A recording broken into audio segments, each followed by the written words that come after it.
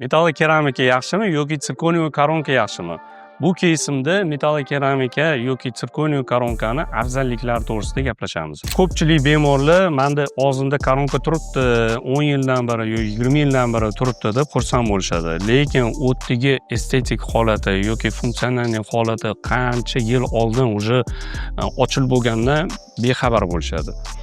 Bu bemorimizda ham xuddi shunaqa menga kelib faqatgina boshqa tishlarini ko'rsatganlarida men fotoprotokol qilib ularga oldi zonalarda undan ham ko'ra muhimroq bo'lgan ishlarni ko'rsatib o'tganman.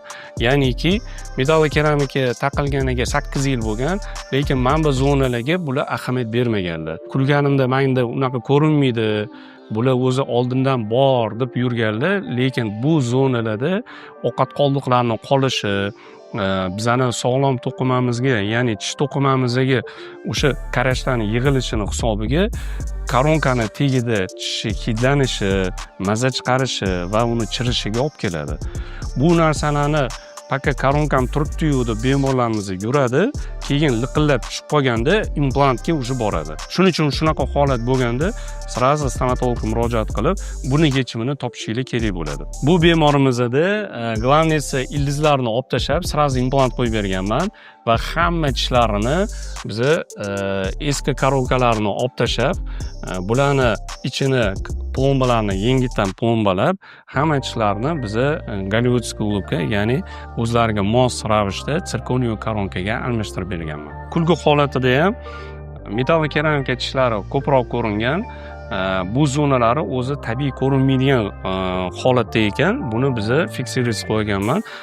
Ya'ni men kelajakda o'sha постоянный koronka taqqanimda ham biz labini o'zgartira olmaymiz. Bu yerda o'zlarini kulgu holatlari tabiiy holat qolgan holatda biz maksimalni bu zonani ham ko'rsatishga harakat qilganmiz, lekin prikuslari va pastki tishlarga tegdirmaganliklari sababli shu holatda biz idealniy yechim deb ko'rganmiz. Bu yerda biz metall keramikani sirkoniy koronkalarga almashtirganmiz, estetikalar hammasini tiklaganmiz.